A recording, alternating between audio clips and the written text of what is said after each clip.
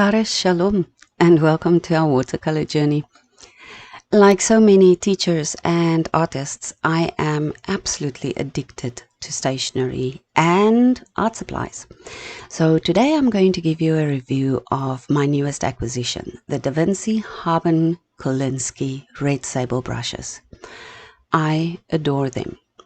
These brushes come in 16 sizes, from 000 to number 20, and I have a number 6, a number 4, and a number 2. The number 6 that I have is the largest of the three, and I must say that it is absolutely amazing. The brush looks kind of bushy when it's dry, but when it's wet, it comes to the most exquisite point you can imagine. So sometimes it does have a stray hair or two, but the moment that you wet it, it snaps to a perfect point. These brushes are made of red sable, so they are natural hair brushes, and the ferrule apparently is gold plated. So I guess that is so that it does not rust. The number 2 brush is really, really fine, and I love it so much that I actually asked Heinrich to give me or get me a backup brush. If this one, something happens to it, I definitely want to have another one handy. So let's see what these beautiful little brushes can do. I tried them out with a blue mix paint that I made, and I'm going to show them one by one. This set is the 1526Y set that comes, and it's just a little bit less expensive than the Maestro, so it is actually a really good quality brush. It's easy to handle, beautiful sharp point like I said, and I think they are my favorite brushes so far. Okay, so let's see what happens when we paint. Now I tried this one, and because it's a fairly small brush, it does not hold as much water, but for such a small one, it's not bad. I also found that it doesn't dump water. It just paints smoothly, and it makes the finest lines. I don't know, you can't really see the first line because it's so fine, but the more pressure you put onto it, the wider the lines go, and it actually has a very good range for such a small brush.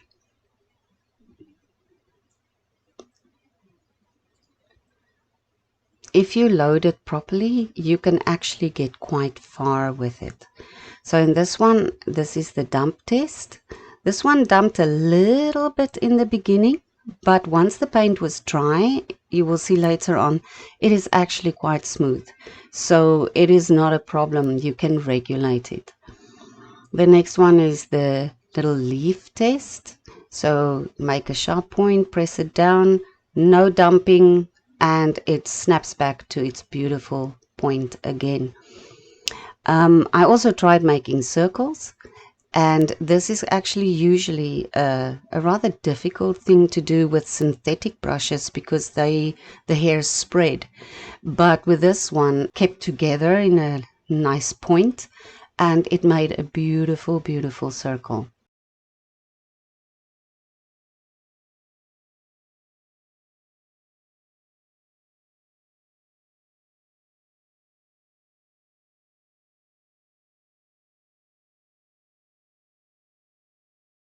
I also tried the squiggles, and then, you know, when you press a little bit harder, and it kind of ran out of steam, but it gives a nice range of lines that you can get with it. When I tried the normal sideways painting, it also ran out of water fairly quickly. But that's okay, because when I did this, I found that this is actually a lovely little brush for dry brushing. it gives a good dry brushing effect as well. So in general, a versatile little brush. And I didn't even wet it again, and it is still a very sharp point. Good job. All right, now we're on the number 4, and it has a bigger belly, so you can clearly see immediately there's a lot more pigment there. It dumps a little bit, but again, it not so much that it would bloom. It spreads back into the paint quite quickly. Beautiful lines, very thin lines, broader lines, all still with the same amount of paint on the brush. So I'm quite happy with this one too. The dump test here was actually remarkable. Not a single drop dumped. It is beautiful. It just gave such a consistent wash. Struggled a little bit with the leaf. I don't know what I did wrong, but yeah, it worked. And then with the circle, also, I think this one makes the best circle. The point stays together and you can make a beautiful round circle with it. No dumping at all. Then I tried the squiggles and I did not reload the brush. And it went very well, but also eventually it ran out of steam a little bit. But nice, consistent lines and painting. On the side strokes, it worked well, but for some odd reason, it kind of also gave me more of a dry brush effect than proper consistent side strokes. But it's okay. They're not really made for side strokes, I think. With a point like that, you would want to actually make use of the point. This one can also do quite a lot of dry brushing, and the point stays very, very sharp. The big one, number 6, this one is actually, I don't know which one is my favorite. This one is so cool. For wetting, layering the first wet layer on, and then it holds a remarkable amount of paint. I actually had to scrape some off there. And again, beautiful, beautiful. It did dump in the corner a little bit, but again, not so much that it would cause blooms or anything. You will see when the paper is dry that it actually, the paint dispersed very nicely. It makes a nice edge, so you can draw very fine lines with it. And the harder you press, obviously, the broader the lines are. And again, this one holds a lot of pigment, so it worked very, very well.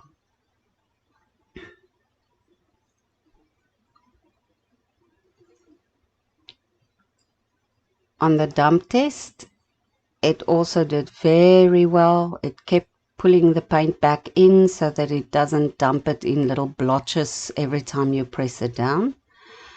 And the leaf was a bit harder for me. I couldn't get the point quite right, but it still did a beautiful, beautiful job.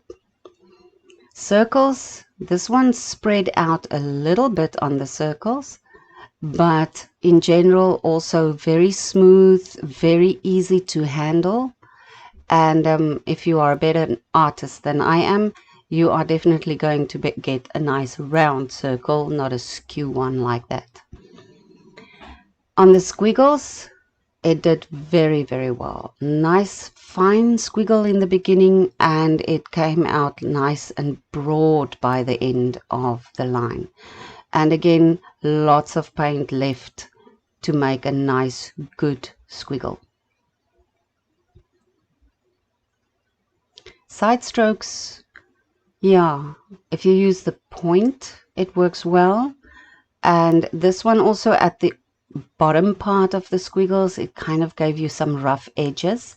So if you are going to use it for Consistent washes, maybe not so good in that sense. But here you can see that when you keep drawing it from side to side, it fills up the little gaps, and the wash is so even. You can't believe it. It is beautiful, no lines, no dumping. It works like a charm. And again, immediately sharp point again. A lovely, lovely brush.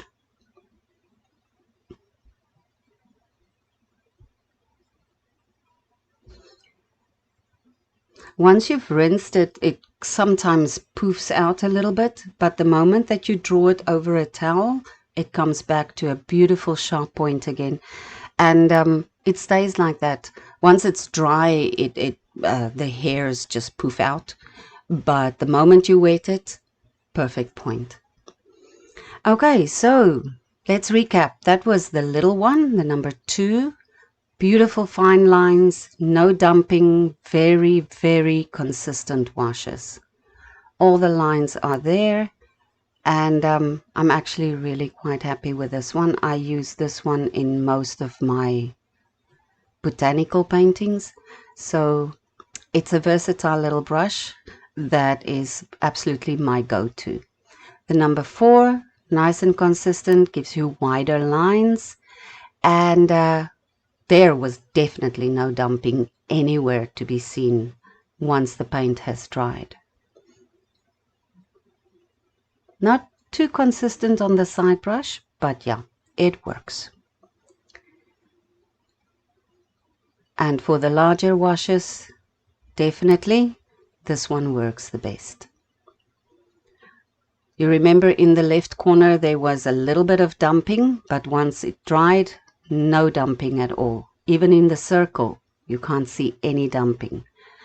And then beautiful consistent wash there.